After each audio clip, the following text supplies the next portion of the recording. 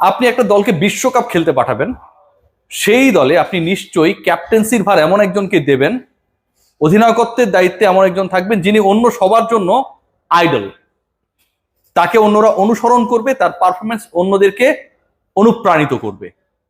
বাংলাদেশ দল আসলে কোন পথে হাঁটছে? সঠিক পথে হাঁটছে কি? বাংলাদেশ দলে একজন ক্যাপ্টেন রয়েছেন এবং সবশেষ যে ম্যাচটায় বাংলাদেশ খেললো জিম্বাবুয়ের বিপক্ষে, একটা বিশাল আত্মতৃপ্তি যে আমরা 140+ রান করে ফেলেছি, বিশ্বকাপে যাওয়ার আগে আদর্শ প্রিপারেশন নিচ্ছি। সেই জায়গাটায় বাংলাদেশের ক্যাপ্টেনের অবদান মাত্র 2 রান।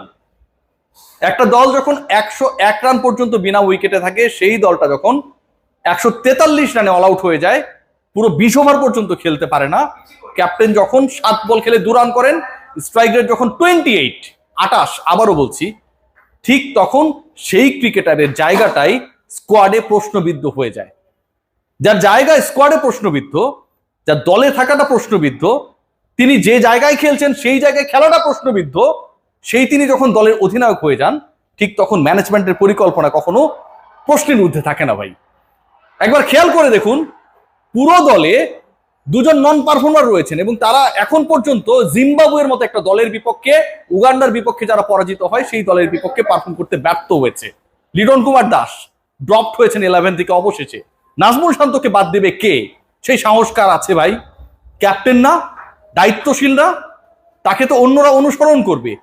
তাকে আপনারা ক্যাপ্টেন বানিয়ে দিয়েছেন একজন ক্রিকেটারকে, তার মধ্যে সেই ক্যাপ্টেন্সির ম্যাটেরিয়াল কতটুকু রয়েছে, বড় মঞ্চে পারফর্ম করার যোগ্যতা কতটুকু রয়েছে, কিংবা ছোট্ট জিম্বাবুয়ের বিপক্ষে নিজেকে তাতিয়ে জ্বালানোর ক্ষমতা কতটুকু রয়েছে, সেই ব্যাপারটা নিশ্চিত না হয়ে নাজমুল হোসেন শান্ত যখন খেলেন এবং যখন মাহমুদুল্লাহ রিয়াদদেরকে বসে থাকতে হয়, এর থেকে দুঃখজনক কোনো ঘটনা ঘটতে পারে না। বাংলাদেশ দল এদিন তাদের 11 সাজিয়েছে 6 জন বোলার, সাকিব আল হাসান সহ, এবং সাকিব সহ 6 জন ব্যাটার। সাকিবকে জায়গা করে দেওয়ার জন্য রিয়াদকে সরে যেতে হয়েছে। খুব ইন্টারেস্টিং একটা জায়গা, একবার খেয়াল করে দেখুন যে বাংলাদেশ দলের ব্যাটিং অর্ডারে, ব্যাটিং যে ডিপার্টমেন্টটা রয়েছে, সেই ব্যাটিং ডিপার্টমেন্টে 2টা সিগনিফিক্যান্ট পরিবর্তন। সাকিব আল হাসান ইনক্লুড হয়েছেন এবং ইনক্লুড হয়েছেন সৌম্য সরকার। সৌম্য সরকার যার জায়গায় ঢুকেছেন Liton Kumar Das, out of form. Shakib Al Hasan যার জায়গায় ঢুকেছেন তিনি হচ্ছেন মাহমুদুল্লাহ রিয়াদ। সাকিব আল হাসান যখন দলভুক্ত হন, ঠিক তখন অটোমেটিকলি বাংলাদেশ দলের 11-এ যে ক্রিকেটাররা খেলেন, সেখানটায় একজন অটোমেটিক বোলারের সংখ্যা বেড়ে যায়। আমি কি ভুল বলছি কিনা? নিশ্চয়ই আমি ভুল বলছি না। সাকিবের ইনক্লুশন মানে তো একজন বোলার বেড়ে গেল, অথচ সাকিবকে দলে ঢুকানো হয়েছে, ঢোকানোর পরে জায়গা ছেড়ে দিতে হয়েছে একজন ব্যাটারকে, একজন ব্যাটসম্যানকে, যিনি এখন পর্যন্ত জিম্বাবুয়ের বিপক্ষে 2টা ইনিংসে ব্যাট করার সুযোগ পেয়েছিলেন। 2 ইনিংসের কোনোটাতেই তাকে কেউ আউট করতে পারেন নাই। 2 ইনিংসের দুটোতে তিনি যখন ব্যাট করেছিলেন, একটাতে 225 স্ট্রাইক রেটে ব্যাট করেছেন, আরেকটাতে 162 স্ট্রাইক রেটে ব্যাট করেছেন। অন্য যারা ব্যাট করেছেন, বিখ্যাত নাজমুল হোসেন শান্ত হতে পারে, লিটন কুমার দাসরা হতে পারে, তাদের থেকে, শুধু তাদের থেকে না, অন্য যারা কম বেশি রান করেছেন সবার থেকে স্ট্রাইক রেটে মাহমুদুল্লাহ রিয়াদ ছিলেন সবার আগে। সেই রিয়াদকে বসিয়ে রেখে বাংলাদেশ দল যখন তার 11 সাজায়, সেই রিয়াদকে বসিয়ে রেখে বাংলাদেশ দল যখন 6 জন বোলার খেলানোর আধিক্যতা দেখায় এবং নাজমুল হোসেন শান্তরা নন পারফর্মার হবার পরেও শুধুমাত্র ক্যাপ্টেন্সির কোটায় খেলেন, এর থেকে বিশ্বকাপের আগে মিস প্ল্যান, মিস ম্যানেজমেন্ট, বিতর্কিত পরিকল্পনা আর কি হতে পারে? আপনি বিশ্বকাপে যাচ্ছেন, আপনি বিশ্বকাপ পরিকল্পনা করছেন এমন একটা সিচুয়েশনে যেখানটায় আপনার দলে মাঠের খেলায় হয়তো কম্পিট করবে, অবদান রাখবে 10 জন ক্রিকেটার। সাকিব আল হাসান 2019 বিশ্বকাপের পর বলেছিলেন যে আমরা আসলে 11 জন ক্রিকেটার মাঠে খেলেননি, 11 জন ক্রিকেটার আমরা মাঠে খেলাতে পারি নাই। সাকিব কারণ নাম বলেননি, বুঝতে অপেক্ষা ছিল না যে ওই ক্রিকেটার 11 জন খেলিনি, আমরা 10 জন খেলেছি। সাকিব যখন বোঝানোর চেষ্টা করেছিল, সেই 11তম ক্রিকেটার যিনি মাঠে থেকেও আসলে ওই ক্রিকেটীয় বিবেচনায় আলোচিত ছিলেন না, পারফরমেন্সের জায়গায় আলোচিত ছিলেন না, তিনি ছিলেন মাশরাফি বিন মুর্তজা। নাম না বললেও আমরা বুঝে গেছিলাম, তাই না?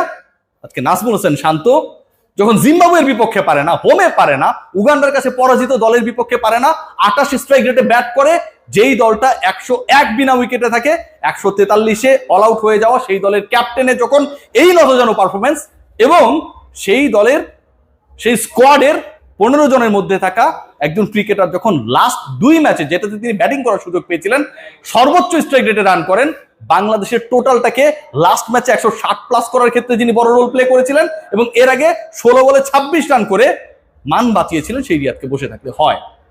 আজকে একবার খেয়াল করে দেখুন যে ফিনিশিং এ কেউ ছিল না, থাকবেও না। ফিনিশ করার দায়িত্বে যারা, সেই তারা যদি না থাকেন স্কোয়াডে 11 জনের মধ্যে, তাহলে সেই ফিনিশিংটা করবে কে? শান্ত নিজের ব্যাটিং অর্ডার নিয়ে কতটুকু বিচলিত ছিলেন একবার ভেবে দেখুন। তিনি আজকে নিজেকে 4-এ নামিয়েছেন, 3 নম্বরে ব্যাট করার সুযোগ থাকার পরেও তিনি নামেন নাই। একটা সেফ প্ল্যাটফর্ম থাকার পরও শান্ত সাহস করতে পারেন নাই, টিম ম্যানেজমেন্ট সাহস করতে পারেনি তাদের ক্যাপ্টেন নাম্বার 3-তে নামবে। তাওহিদ হৃদয়কে সেখানটায় প্রমোট করা হয়। এখন অনেকেই বলবে যে আমরা রাইটি লেফটি কম্বিনেশনের জন্য এগুলো করেছি, তাহলে দুজন লেফট হ্যান্ডার ব্যাটার যখন 100+ রানের পার্টনারশিপ করে তখন ওখানে রাইটি লেফটি কম্বিনেশন হলো না কেন? Simple question. যখন তানজিদ তামিম, সৌম্য সরকার দুজন বাঁহাতি ব্যাটার 100+ পার্টনারশিপ করে, এরপরে ন্যাচারালি আপনি তো এক্সপেক্টই করবেন, যেহেতু বাঁহাতি ব্যাটাররা প্রতিপক্ষের বোলিং ডিপার্টমেন্টের এগেনস্টে অনেক বেশি আগ্রাসী ছিল, আপনি লেফট হ্যান্ডার কাউকে নামাবেন। নাজমুল হোসেন শান্তর সেই গাটস ছিল না, টিম ম্যানেজমেন্ট সেই গাটস শো করতে পারেনি। নাম্বার 4-এ শান্ত নামেন, নাম্বার 3-তে তাওহিদ হৃদয়। হৃদয় এর আগে বহুবার বাঁচিয়েছেন, ম্যান অফ দ্য ম্যাচ হয়েছেন টানা, আজকে তিনি ফেল করেছেন। নাম্বার 4-এ হৃদয়ের জায়গাটায় যিনি নেমেছেন তিনি সবার হৃদয় ভেঙেছেন। 7 বল খেলেছেন, 2 রান করেছেন, স্ট্রাইক রেট 28। টি-20 খেলতে এসেছে বাংলাদেশ, এ তো টেস্টের থেকেও বাজে অবস্থা। অনেক টেস্ট ক্রিকেটারের স্ট্রাইক রেট আমরা যদি খেয়াল করি সেটা 40-এর কাছাকাছি, 35+। 28 স্ট্রাইক রেটে যখন আপনার ক্রিকেটার, আপনার ক্যাপ্টেন টি-20 খেলেন এবং বিশ্বকাপেও তিনি আপনার ক্যাপ্টেন, এর থেকে দুঃখজনক আর কি হতে পারে? আমরা যদি খেয়াল করে দেখি যে পুরো দলটার প্ল্যানিংটাই হয়েছে এমন ভাবে যে এখানটায় হচ্ছে যিনি ইনফর্ম তাকে বাদ দিতে হবে, যিনি ফর্মে নেই সেই পার্টিকুলার ক্রিকেটারকে, যেহেতু তিনি ক্যাপ্টেন, ক্যাপ্টেন্সির কোটায় তিনি খেলছেন, বাদ দেওয়ার সাহস কেউ দেখাবে না। আজকে জিম্বাবুয়ের বিপক্ষে আপনি 5 নিলে সিরিজ জিতলেন, ভাই লাভটা কি হবে? আপনি যদি বলেন এটাকে বিশ্বকাপের প্রস্তুতির মঞ্চ, আপনার সেই জায়গায় তো সবচেয়ে বড় প্রস্তুতির ঘাটতি রয়েছে আপনার ক্যাপ্টেনের। যিনি স্কোয়াডে থাকার যোগ্য না তাকে আপনি ক্যাপ্টেন বানিয়েছেন, 11-এ খেলাচ্ছেন। 28 স্ট্রাইক রেটের এই ক্রিকেটারকে দেখে বাকিরা কি শিখবে? বাংলাদেশ দল কি মেসেজ দিচ্ছে? পারভেজ ইমনকে না খেলিয়ে আমরা বাদ দিয়ে দিয়েছি। একটা ম্যাচ আমরা 5 ম্যাচের সিরিজে একটা ম্যাচ আমরা তাকে অ্যাকোমোডেট করতে পারিনি 11-এ। এর থেকে দুঃখজনক কিছু হতে পারে? আমরা পারিনি। আমরা আফিফ হোসেনকে না খেলিয়ে বাদ দিয়ে দিয়েছি। আর যারা খেলছেন, যারা পারফর্ম করতে পারছেন না, তাদেরকে আমরা প্রত্যেকটা ম্যাচে সুযোগ দিচ্ছি। প্রত্যেকটা ম্যাচে সুযোগ পাবার পরও মান বাঁচানোর দায়িত্বে তারা প্রতিদিন ব্যর্থ। মান বাঁচানোর দায়িত্বে যারা সফল হন, যারা প্রপার স্ট্রাইক রেটে টি-20 ক্রিকেটটা খেলেন, যারা তুলনামূলকভাবে ওরকম ভোকাল না, নিজের প্রেজেন্টেশনটা, অ্যাকসেপ্টেন্সটা বিতর্কিত কোচ্চান্ডিকা হাথুরু সিং এর কাছে তাদের কম, সেই রিয়াদদেরকে দিন শেষে বসে থাকতে হয়। বাংলাদেশ দল আজকে যা করে দেখিয়েছে, জিম্বাবুয়ের মতো একটা দলের বিপক্ষে 20 ওভার্স খেলতে পারেনি। 42 রান করতে একটা দল 10 উইকেট হারিয়েছে। সেই দলের ক্যাপ্টেন অনেকটা ভয়ের ঠেলায় ব্যাটিং অর্ডারে নিজেকে ডিমোশন দিয়ে 4-এ নেমেছে। সেই দলের বেটার পারফর্মার যারা, তাদের একজনকে বসিয়ে রেখে একজন ব্যাটসম্যান কম খেলিয়েছে এবং বাংলাদেশের ব্যাটিং ঢুকেছে, ফল করেছে। বাংলাদেশ 150 করতে পারেনি, ডিসপাইট 11 ওভারে তারা 100+ করেছিল।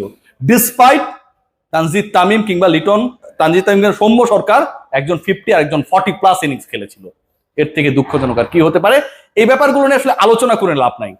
সেট মেনু, আপনারা বিভিন্ন চাইনিজ রেস্টুরেন্টগুলোতে যাবেন, ফ্রাইড রাইসের সাথে হচ্ছে তারা 2 টুকরো মুরগির মাংস দেয় আর একটু চাইনিজ সবজি দেয়।